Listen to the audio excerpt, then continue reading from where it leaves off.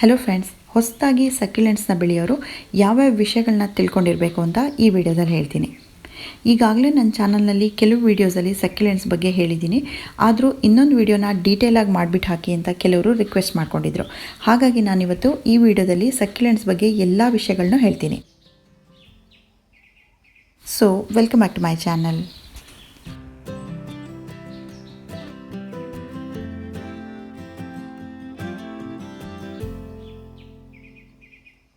First succulents ಅಂದರೆ ಏನು ಅಂತ ತಿಳ್ಕೊಳ್ಳೋಣ.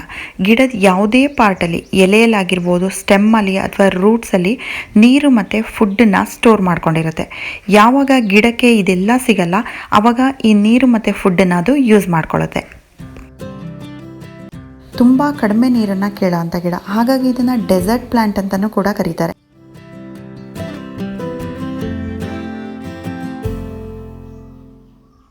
ಸಕ್ಯುಲೆಂಟ್ಸ್ ಎಲೆಗಳು ತುಂಬ ಸಾಫ್ಟ್ ಆಗಿರುತ್ತೆ, ಫ್ಲೆಶಿ ಆಗೂ ಇರುತ್ತೆ. ಆ ಎಲೆನ ಕಟ್ ಮಾಡಿದರೆ ಸಾಕು, ಅದರ ಒಳಗಡೆ ನೀರು ತುಂಬ್ಕೊಂಡಂಗಿರುತ್ತೆ. ಕೆಲವು ಗಿಡಗಳಲ್ಲಿ ಎಲೆಗಳನ್ನ ಮುಟ್ಟಿದರೆ ಸಾಕು ಕೆಳಗಡೆ ಬಿದ್ದೋಗುತ್ತೆ. ಕೆಳಗಡೆ ಬಿದ್ದಿರೋ ಎಲೆಗಳು ವೇಸ್ಟ್ ಆಗಲ್ಲ. ಆ ಎಲೆನ ತಗೊಂಡು ಬರೀ ಮಣ್ಣಿನ ಮೇಲೆ ಹಾಗೆ ಇಟ್ಟರೆ ಸಾಕು, ಸ್ವಲ್ಪ ದಿನಕ್ಕೆ ಆ ಎಲೆಯಿಂದನೇ ಹೊಸದಾಗಿ ಚಿಗುರು ಬರುತ್ತೆ. ಸಕ್ಯುಲೆಂಟ್ಸ್ನ ಪ್ರಾಪಗೇಷನ್ ಮಾಡೋದು ತುಂಬ ಈಸಿ. ಬಲ್ತಿರೋ ಎಲೆಗಳನ್ನ ತಗೋಬೇಕು. ಈ ಎಲೆನ ಕೋಕೋಪಿಟ್ ಮೇಲೆ ಅಥವಾ ಮಣ್ಣಿನ ಮೇಲೆ ಹಾಗೇ ಇಡಬೇಕು. ಅದಕ್ಕೆ ಬರೀ ನೀರು ಚಿಮುಕ್ಸ್ಬೇಕಷ್ಟೆ. ವಾರದಲ್ಲಿ 2 ದಿನ ಮಾತ್ರ ನೀರನ್ನು ಚಿಮುಕ್ಸಿದ್ರೆ ಸಾಕು. ಆ ಎಲೆಗಳಲ್ಲಿ ಒಂದು 10 ರಿಂದ 15 ದಿನದೊಳಗೆ ಈ ರೀತಿ ಬೇರ್ಗಳು ಬರೋಕ್ಕೆ ಶುರುವಾಗುತ್ತೆ, ಸಣ್ಣದಾಗಿ ಮೊಳಕೆ ಹಿಡಿಯುತ್ತೆ.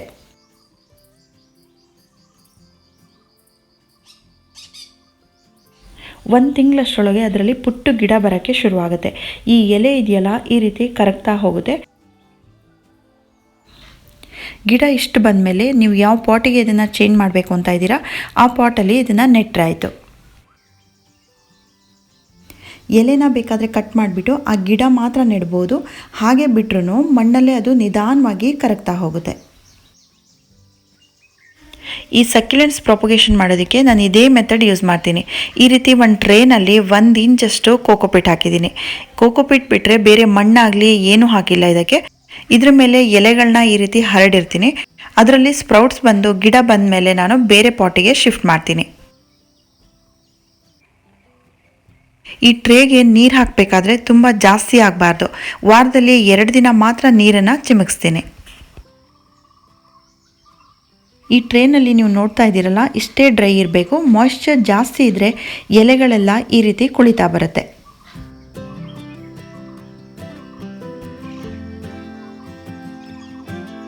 ಮಾಯ್ಶ್ಚರ್ ಯಾವಾಗಲಾದರೂ ಜಾಸ್ತಿ ಆದರೆ ಅದನ್ನು ಅಬ್ಸರ್ವ್ ಮಾಡ್ಕೊಳ್ಳೋಕ್ಕೆ ಈ ಇದ್ಲಿಂದು ಚೂರುಗಳನ್ನ ಹಾಕಿದ್ದೀನಿ.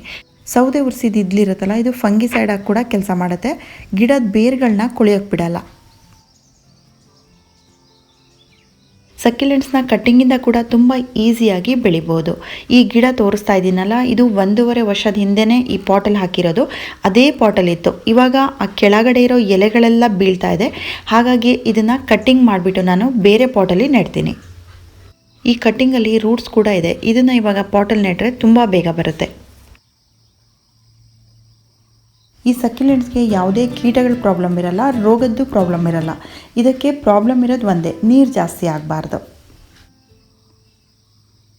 ನೀರು ಜಾಸ್ತಿ ಆದಾಗ ಆ ಗಿಡದ ಕೆಳಗಡೆ ಇರೋ ಎಲೆಗಳೆಲ್ಲ ನೀರು ತುಂಬಿಕೊಂಡು ಈ ರೀತಿ ಯೆಲ್ಲೋ ಕಲರ್ ಆಗುತ್ತೆ. ಡಿಫ್ರೆನ್ಸ್ ನಿಮಗೆ ಗೊತ್ತಾಗ್ತಿರ್ಬೋದು. ಮೇಲ್ಗಡೆ ಇರೋ ಎಲೆಗಳೆಲ್ಲ ಗ್ರೀನ್ ಇದೆ, ಕೆಳಗಡೆದೆಲ್ಲ ನೀರು ತುಂಬಿಕೊಂಡು ಯೆಲ್ಲೋ ಕಲರ್ ಆಗಿದೆ. ಈ ನೀರು ತುಂಬಿಕೊಂಡಿರೋ ಎಲೆಗಳನ್ನ ಕಟ್ ಮಾಡಿಬಿಟ್ಟು ತೆಗೆದುಬಿಡಬೇಕು, ಇಲ್ಲಾಂದರೆ ಅದು ಅಲ್ಲೇ ಕೊಳೆಯೋಕ್ಕೆ ಶುರುವಾಗುತ್ತೆ.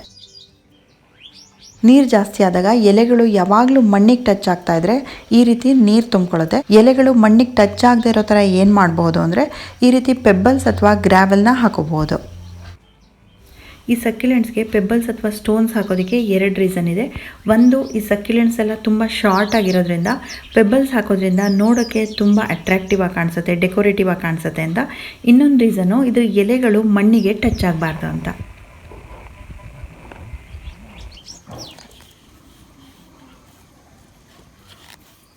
ನೀವು ಇದಕ್ಕೆ ಸ್ಟೋನ್ಸ್ ಅಥವಾ ಗ್ರಾವೆಲ್ ಯಾವ್ದು ಬೇಕಾದರೂ ಹಾಕ್ಬೋದು.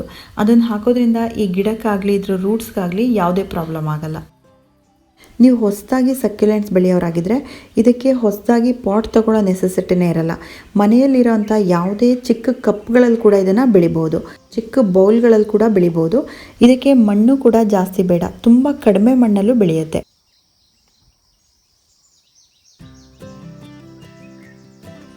ಹೆಚ್ಚಾಗಿ ಎಲ್ಲ ಸಕ್ಯುಲೆಂಟ್ಸ್ ರೂಟ್ಸು 3 ರಿಂದ 4 ಇಂಚಷ್ಟು ಮಾತ್ರ ಉದ್ದ ಇರುತ್ತೆ.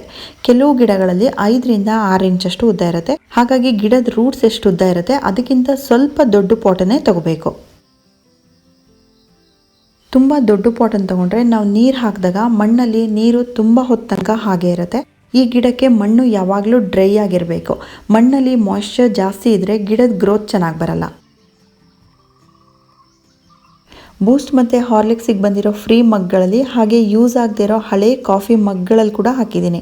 ಇದರಲ್ಲಿ ಡ್ರೈನೇಜ್ ಹೋಲ್ ಇರಲ್ಲ. ಕ್ಯಾಕ್ಟಸ್ ಮತ್ತು ಸಕ್ಯುಲೆಂಟ್ಸ್ಗೆ ಡ್ರೈನೇಜ್ ಹೋಲ್ ಇಲ್ಲದೆ ಹೋದ್ರೂ ನಡೆಯುತ್ತೆ.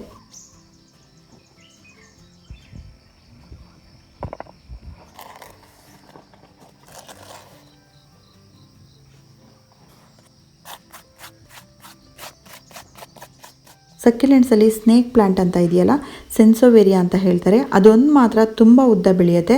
ಅದಕ್ಕೆ ದೊಡ್ಡ ಪಾಟ್ ಬೇಕು. ಬೇರೆ ಯಾವುದೇ ಸಕ್ಯುಲೆಂಟ್ಸು ಹೈಟ್ ಬೆಳೆಯಲ್ಲ. ಹಾಗಾಗಿ ನೀವು ಚಿಕ್ಕ ಪಾಟ್ಗಳಲ್ಲೇ ಬೆಳಿಬಹುದು.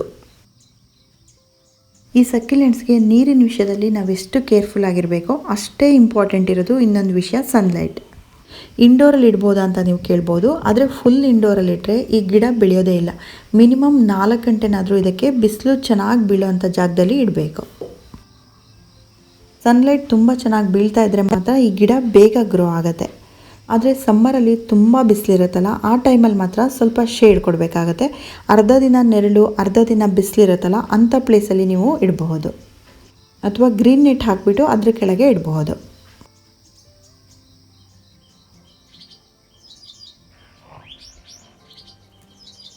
ಇವಾಗ ಪಾಟ್ ಮಿಕ್ಸಿಂಗ್ ಹೇಗೆ ತೊಗೊಳ್ಳೋದು ಅಂತ ಹೇಳ್ತೀನಿ. ನಾನಿಲ್ಲಿ ಕಾಂಪೋಸ್ಟ್ ಮತ್ತು ಮಣ್ಣನ್ನು 1 ಕಪ್ ತೊಗೊಂಡಿದ್ದೀನಿ. 2 ಕಪ್ಪಷ್ಟು ಮರಳು ತೊಗೊಂಡಿದ್ದೀನಿ. ಈ ಸಕ್ಯುಲೆಂಟ್ಸ್ ಗಿಡಗಳಿಗೆ ಮಣ್ಣಲ್ಲಿ ನೀರು ಜಾಸ್ತಿ ಹೊತ್ತು ನಿಲ್ಲಬಾರ್ದು, ಸರಾಗವಾಗಿ ಹೋಗ್ತಾ ಇರಬೇಕು.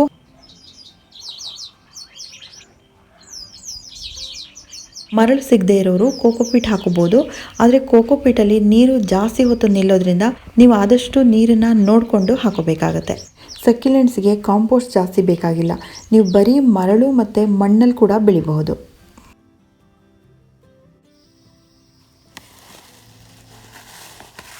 ಇದ್ರ ಜೊತೆಗೆ ಪರ್ಲೈಟ್ ಅಂತ ಸಿಗುತ್ತೆ, ಇದನ್ನು ಕೂಡ ನೀವು ಮಿಕ್ಸ್ ಮಾಡ್ಕೋಬೋದು. ಇದನ್ನು ಹಾಕೋದ್ರಿಂದ ಕೂಡ ನೀರು ಸರಾಗವಾಗಿ ಹೋಗೋಕ್ಕೆ ಹೆಲ್ಪ್ ಮಾಡುತ್ತೆ. ಈ ಪರ್ಲೈಟ್ ಆನ್ಲೈನಲ್ಲಿ ಮತ್ತು ಎಲ್ಲ ನರ್ಸರಿಗಳಲ್ಲಿ ಸಿಗುತ್ತೆ. ಇದು ಯಾವುದೇ ಕೆಮಿಕಲ್ ಅಲ್ಲ, ಇದು ಕೂಡ ನ್ಯಾಚುರಲ್ ಆಗಿ ಸಿಗೋವಂಥದ್ದು. ನಾವು ನರ್ಸರಿಯಿಂದ ಕೆಲವು ಗಿಡಗಳನ್ನ ತಂದಾಗ ಈ ಪರ್ಲೈಟ್ನ ಮಿಕ್ಸ್ ಮಾಡಿರ್ತಾರೆ. ನೋಡೋಕ್ಕಿದು ದೂರದಿಂದ ಥರ್ಮೋಕಾಲ್ ಬಾಲ್ ಅಂತ ಅನಿಸುತ್ತೆ. ಗಿಡಗಳಿಗೆ ಈ ಪರ್ಲೈಟ್ ಹಾಕೋದ್ರಿಂದ ಏನು ಬೆನಿಫಿಟ್ ಅಂತ ಅಂದರೆ, ಪಾಟಲ್ಲಿ ಮಣ್ಣು ತುಂಬ ದಿನ ಆದಮೇಲೆ ಗಟ್ಟಿ ಆಗ್ತಾ ಹೋಗುತ್ತೆ. ಮಣ್ಣು ತುಂಬ ಗಟ್ಟಿಯಾದಾಗ ಬೇರ್ಗಳಿಗೆ ಏರ್ ಸರ್ಕ್ಯುಲೇಷನ್ ಆಗಲ್ಲ. ಆದರೆ ಈ ಪರ್ಲೈಟ್ ಹಾಕೋದ್ರಿಂದ ಮಣ್ಣು ತುಂಬ ಬೇಗ ಗಟ್ಟಿ ಆಗಲ್ಲ. ಪರ್ಲೈಟ್ ಹಾಕೋದ್ರಿಂದ ತುಂಬ ದಿನದ ತನಕ ಪಾಟ್ ಮಿಕ್ಸಿಂಗಿಗೆ ಒಂದು ಒಳ್ಳೆ ಸ್ಟ್ರಕ್ಚರ್ನ ಕೊಡುತ್ತೆ. ಈ ಪರ್ಲೈಟ್ನ ಅರ್ಧ ಕಪ್ ಅಥವಾ 1 ಕಪ್ ಅಷ್ಟು ತಗೊಂಡ್ರೆ ಸಾಕು. ನಾವು ಪಾಟಿಗೆ ತುಂಬಿಸೋಕ್ಕೆ ಮುಂಚೆ ಈ ಮಣ್ಣನ್ನು ಚೆನ್ನಾಗಿ ಮಿಕ್ಸ್ ಮಾಡ್ಕೋಬೇಕು.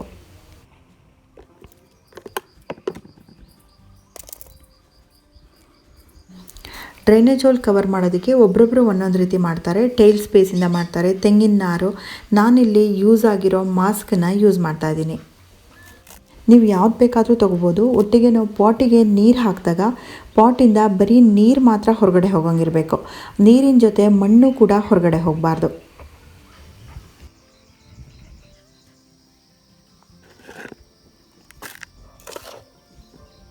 ನೀರಿನ ಜೊತೆ ಮಣ್ಣು ಏನಾದರೂ ಡ್ರೈನೇಜ್ ಹೋಲಿಂದ ಹೊರಗಡೆ ಹೋಗ್ತಾ ಇದ್ದರೆ ಪಾಟ್ ಮಿಕ್ಸಿಂಗಲ್ಲಿರೋ ನ್ಯೂಟ್ರಿಷನ್ ಎಲ್ಲ ಕಡಿಮೆ ಆಗುತ್ತೆ, ಗಿಡಕ್ಕೆ ನ್ಯೂಟ್ರಿಷನ್ ಕಡಿಮೆ ಆಗುತ್ತೆ. ಈ ಸಕ್ಯುಲೆಂಟ್ಸಲ್ಲಿ ವರ್ಲ್ಡ್ ವೈಡ್ ನೋಡೋಕೆ ಹೋದರೆ 500ಕ್ಕಿಂತ ಜಾಸ್ತಿ ವೆರೈಟೀಸ್ ಇದೆಯಂತೆ. ಕೆಲವು ವೆರೈಟಿಯಲ್ಲಿ ನೋಡೋಕ್ಕೆ ಒಂದೇ ರೀತಿ ಇರುತ್ತೆ, ಆದರೆ ಎಲೆಗಳ ಶೇಪು ಸ್ವಲ್ಪ ಚೇಂಜ್ ಇರುತ್ತೆ. ಹೇಗೆ ಇದನ್ನೆಲ್ಲ ಐಡೆಂಟಿಫೈ ಮಾಡ್ತಾರೆ ಅಂದರೆ, ಎಲೆಗಳ ಶೇಪಿನ ಆಧಾರದ ಮೇಲೇ ಯಾವ ವೆರೈಟಿ ಅಂತ ಗುರುತಿಸ್ತಾರೆ.